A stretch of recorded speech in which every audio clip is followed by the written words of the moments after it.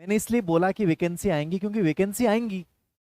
मैंने इसलिए बोला कि वैकेंसी आएंगी, इसका मतलब वैकेंसी आएंगी, वैकेंसी तो आनी है। जब हमें पता है कि लगभग 17,000 के आसपास ग्रेड फेस्ट की वैकेंसियां खाली हैं, तो वैकेंसी आनी है। और हर दिन पोस्टें बढ़ रही हैं। पहली चीज थी डीपीसी। अब वो जो डीपीसी होनी है, याद रखना वो कब होनी है, 2024 में होगी। अभी तो डीपीसी इनसे होनी नहीं है क्योंकि इलेक्शन आचार संहिता लगने वाली है। तो कई बच्चे जो मेरे से पूछ रहे हैं कि सर वैकेंसी का क्या है, क्या होगा कि क्या नहीं होगा। ग्रेड थर्ड की जो वैकेंसी है, आप ये मान के चलिएगा, ग्रेड थर्ड की जो वैकेंसी है वो 2024 से पहले नहीं आएगी। और ये कब आएगी? जब ग्रेड थर्ड से ग्रेड सेकंड में डीपीसी होगी, याद रखना। और डीपीसी होने के बाद लगभग 19,000 के आसपास पद, संभावना मानी जा रही है कि अगले साल बहुत सारे रिटायरमेंट है, 19,000 पद के आसपास खाली होंगी। इसके आधार पे अपन मान सकते हैं कि ग्रेड थर्ड की जो वैकेंसी आएगी वो 2024 में आएगी। तो ग्रेड थर्ड की प्रिपरेशन करने वाले बच्चों को मेरा बहुत सीधा सा सुझाव है कि चंडीगढ़, डीएसएसबी, केवीएस, ईएमआरएस में तो खैर है नहीं आपकी, या जो भी वैकेंसी आए ना, इधर उधर ध्यान रखना है और आपको देना है।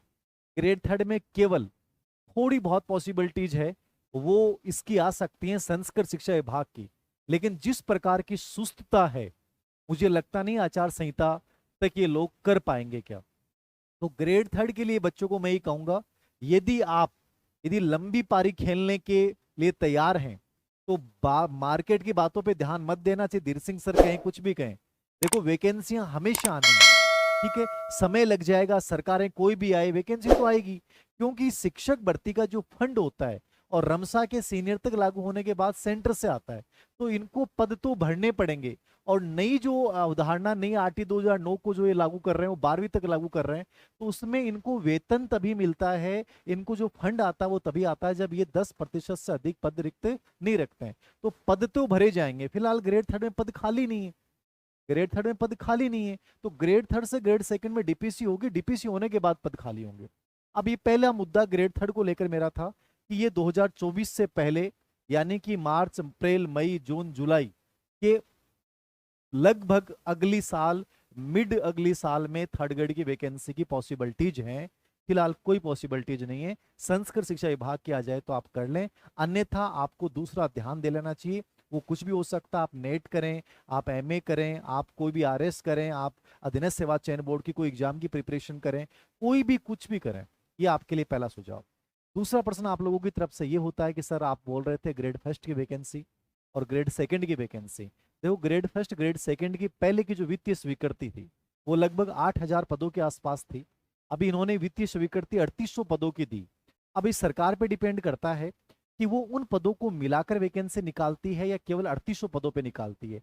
फिलहाल का अपडेट ये है कि जो 3800 पद ग्रेड फर्स्ट और ग्रेड सेकंड, ग्रेड फर्स्ट और ग्रेड सेकंड की जो 3800 पद थे, जिनकी वित्त विभाग ने भी फिलहाल स्वीकृति दी थी, ये 3800 पदों की अभ्यर्थना, वित्तीय पदों की स्वीकृति फिलहाल शिक्षा विभाग के पास है।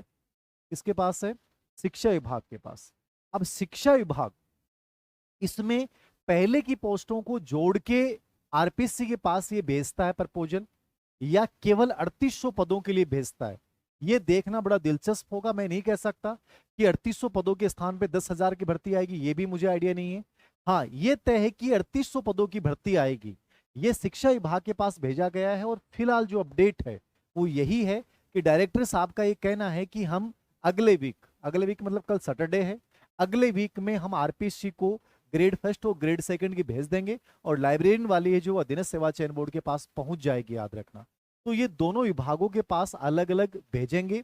अब आरपीएससी इसको अक्टूबर फर्स्ट वीक में, यानी अक्टूबर फर्स्ट वीक अपन मान रहे हैं कि अक्टूबर फर्स्ट वीक जो है वो स्पेशली सबसे इंपॉर्टेंट है, क्योंकि यहां हो सकता है कि अक्टूबर फर्स्ट वीक में या सितंबर लास्ट में चुनाव आयोग, भारतीय चुनाव आयोग की का एक दल आएगा और वो स्थितियां देखेगा। और उसके बाद जो तीनों राज्य हैं उनमें से राजस्थान का नंबर हो सकता है शुरुआत में आ जाए, बाद में आ जाए, वो अपने ऊपर डिपेंड करता है। वो हो सकता है अक्टूबर फर्स्ट में आचार संहिता लगा दें, अक्टूबर सेकंड वीक में लगा दें। ज्यादा चांसेस हैं कि अक्टूबर सेकंड वीक में आचार संहिता लगे।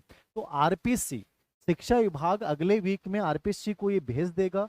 अब आरपीएससी इसको फर्स्ट वीक में जारी कर पाती है कि नहीं कर पाती है, ये देखना होगा। अब मान लीजिए आपका प्रश्न हो कि सर मान लो शिक्षा विभाग ने 3800 पद या जो पहले की स्वीकृति है दोनों को मिला के आरपीएससी को प्रपोजल भेज दिया कि आप इतने पदों की जो है अभ्यर्थना विज्ञापन जारी कर सकते हैं। अब आरपीएससी उसकी लीगली जो है उसको राय लेगा, उसके अकॉर्डिंग देखेगा और उसके बाद विज्ञापन जारी करता है। क्योंकि आरपीएससी की सिचुएशन ये है कि इनको कॉलेज एजुकेशन में पीटीआई और लाइब्रेरी थर्ड ग्रेड का विज्ञापन निकालने में महीना भर लग गया।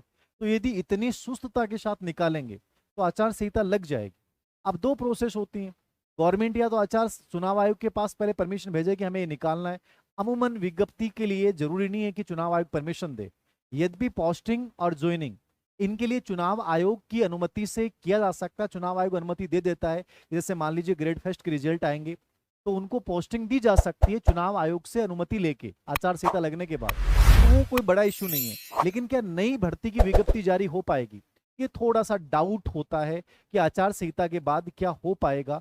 अब देखना आपके सामने यही है कि अक्टूबर फर्स्ट वीक में यानी शिक्षा विभाग की तरफ से अगले वीक में भेज दी जाएगी। अब आरपीएससी इसको कितनी जल्दी निकाल पाती है ये तुम लोगों पे डिपेंड करेगा। अब कह दोगे कि सर